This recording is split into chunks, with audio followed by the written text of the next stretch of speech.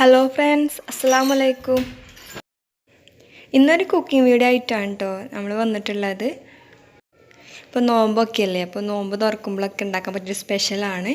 അതും ഒരു ചക്ക ഉപയോഗിച്ചിട്ടുള്ള ഒരു സ്പെഷ്യലായിട്ട് തയ്യാറാക്കിയിട്ടുള്ളത്. അപ്പോൾ എല്ലാവർക്കും ചക്ക കിട്ടുന്ന കാലമാണ്. അപ്പോൾ എല്ലാവരും ഇത് കണ്ടിട്ട് ട്രൈ ചെയ്ത് നോക്കണം. വളരെ സിമ്പിളാണ്. പിന്നെ ചക്കയും ഒരു കപ്പ് ഗോതമ്പ് പൊടി മാത്രം മതി. അപ്പോൾ വളരെ സിമ്പിളായിട്ട് തയ്യാറാക്കാൻ പറ്റുന്ന ഈ റെസിപ്പിയാണ്. അപ്പോൾ എല്ലാവരും ട്രൈ ചെയ്ത് നോക്കണം. അപ്പോൾ നമുക്ക് വീഡിയോയിലേക്ക് പോവാം. അതിന് മുന്നായിട്ട് എൻ്റെ ചാനൽ ആരെങ്കിലും ആദ്യമായിട്ട് കാണുന്നവരുണ്ടെങ്കിൽ പ്ലീസ് ഒന്ന് സബ്സ്ക്രൈബ് ചെയ്യുക, അതുപോലെ സപ്പോർട്ട് ചെയ്യുക, അതുപോലെ ലൈക്ക് ചെയ്യാനും ഷെയർ ചെയ്യാനും മറക്കരുത്. അപ്പോൾ ഓക്കെ, നമുക്ക് വീഡിയോയിലേക്ക് പോവാം.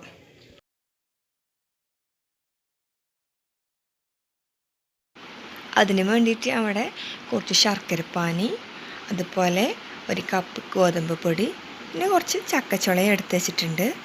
അപ്പോൾ ഒരു ശർക്കര ഇട്ടിട്ടാട്ടോ ഈ ഒരു പാനി തയ്യാറാക്കിയിട്ടുള്ളത്. ഒരു ശർക്കരയും 1/4 ഗ്ലാസ് വെള്ളവും ചേർത്തിട്ടാണ് തയ്യാറാക്കിയിട്ടുള്ളത്. ഇനി ഇതുപോലെ ഒരു മിക്സിയുടെ ജാർ എടുത്തിട്ട് അതിലേക്ക് നമുക്ക് ചക്കയുടെ കുരു കളഞ്ഞിട്ട് ഇതുപോലെ ചെറിയ കഷ്ണങ്ങളാക്കിയിട്ട് ഇട്ട് കൊടുക്കുക. കുറച്ച് അത്യാവശ്യം പഴുത്ത പാനെ എടുക്കാനായിട്ട് ശ്രദ്ധിക്കുക. അതുപോലെ വലുതാണെങ്കിൽ ഇത്രയൊന്നും വേണ്ട. ഒരു കപ്പിന് ഇതുപോലെ നമ്മൾ ചെറിയ കഷ്ണങ്ങളാക്കി എല്ലാം ആക്കിയെടുത്തിട്ടുണ്ട്. ഇനി ഇതിലേക്ക് നമുക്ക് ഗോതമ്പ് പൊടിയും അതുപോലെ ശർക്കരപ്പാനിയും കൂടി ചേർത്ത് കൊടുക്കുക. ശർക്കരപ്പാനി കുറേശ്ശെ ചേർത്തുകൊണ്ട് ഇങ്ങനെ നടിച്ചെടുക്കണം. ചക്കൻ്റെ മധുരം കുറവാണെങ്കിൽ ശർക്കര 2 എടുക്കേണ്ടി വരും കേട്ടോ. അപ്പോൾ ഇതുപോലെ കുറേശ്ശെ ഒഴിച്ചിട്ട് നമ്മൾ ബാറ്ററി റെഡിയാക്കി എടുക്കണം. നല്ല ലൂസാക്കരുത്, നല്ല തിക്കാവരുത്. ആ ഒരു കൺസിസ്റ്റൻസിയിലാണ് നമുക്ക് വേണ്ടത്. ഇനി നമുക്ക് അരച്ചെടുത്ത മാവ് വേറൊരു പാത്രത്തിലേക്ക് മാറ്റിയെടുക്കാം. അപ്പോൾ ഇതുപോലെ കൈ ഉപയോഗിച്ച് മാറ്റിയെടുക്കേണ്ടി വരും, കാരണം ഒട്ടി പിടിക്കും മിക്സിയിൽ. എന്നിട്ട് നന്നായിട്ട് മിക്സ് ചെയ്ത് കൊടുക്കുക. നമ്മളെ ബാറ്ററി ഇവിടെ റെഡി ആയിട്ടുണ്ട്. ഈ ഒരു കൺസിസ്റ്റൻസിയാണ് നമുക്ക് വേണ്ടത്. ഞാൻ അപ്പസോഡയ്ക്ക് പകരം ഇപ്പോൾ നമുക്ക് പൊങ്ങി വരണമെങ്കിൽ അപ്പസോഡയൊക്കെ ഇടേണ്ടി വരുമല്ലോ. അപ്പോൾ അതിനു വേണ്ടി ഞാനിവിടെ വേറൊരു സംഭവമാണ് ചേർത്ത് കൊടുക്കുന്നത്.